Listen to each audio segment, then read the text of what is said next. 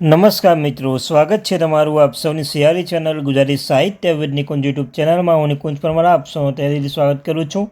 તો મિત્રો, વાત કરવાના છે જે પેન્શન ધારકો માટે ખુશ ખબર આવી રહી છે. એક સારા સમાચાર મળી રહ્યા છે. 2016 પહેલાં જે પેન્શન ધારકો છે તેમને આ કર્મચારીને મળશે મહત્વનો લાભ. તો મિત્રો શું છે તેના વિશે મિત્રો આ વિડીયોમાં ચર્ચા કરીશું. તે પહેલાં વોટ્સઅપ ચેનલ બંને બનાવ્યો છે, લિંક ડિસ્ક્રિપ્શન મૂકું છું. મિત્રો હશે જોઈન થઈ જજો.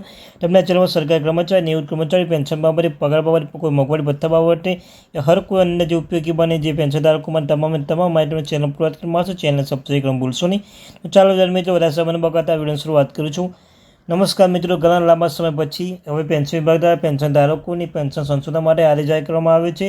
જે વર્ષ 2016 પહેલાં ચોથા પાંચમા છઠ્ઠા પગાર પંચ મુજબ નિવૃત્ત પામેલા છે તેવા પેન્શન ધારકો માટે આ પેન્શન ધારકના પેન્શનમાં 1996થી પહેલાં કોઈ સંશોધન કરવામાં આવ્યું ન હતું અને તેની સામે પાંચમા છઠ્ઠા સાતમા પગાર પંચ તેઓને પેન્શનનું સંશોધન કરવામાં આવ્યું ન હતું. જેથી હવે છેલ્લા કોર્ટ કચેરી લાંબા ગાળાની પછી તેમને પેન્શનમાં સંશોધન માટે આદેશ જાહેર કરવામાં આવ્યો છે.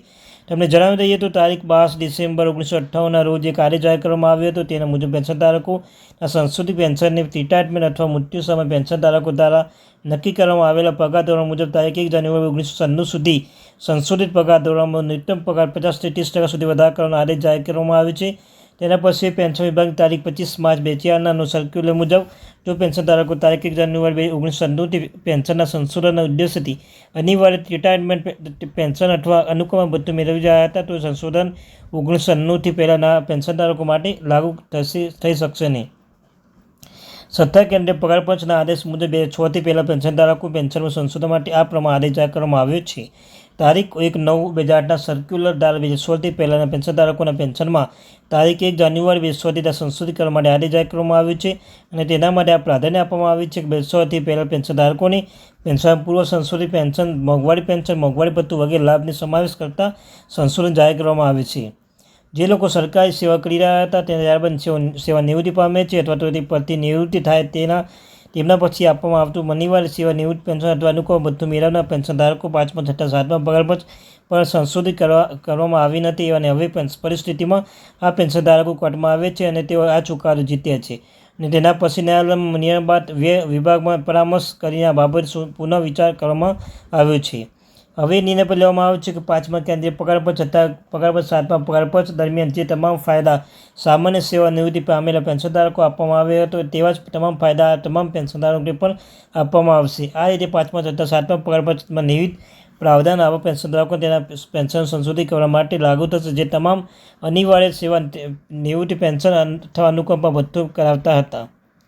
તમને જણાવી દઈએ તો 1996 પહેલાં 2016 પહેલાં તથા 2016થી પહેલાં પેન્શન ધારકો તેમના પેન્શનમાં સંશોધન કરવા માટે જે આદેશ જાહેર કરવામાં આવ્યો હતો તેના અનુસરતા અથવા પેન્શન ધારકોના પેન્શન ક્રમશઃ તારીખ 1 જાન્યુઆરી 1996, 1 જાન્યુઆરી 2016 અને 1 જાન્યુઆરી 2016થી સંશોધિત કરવામાં આવશે.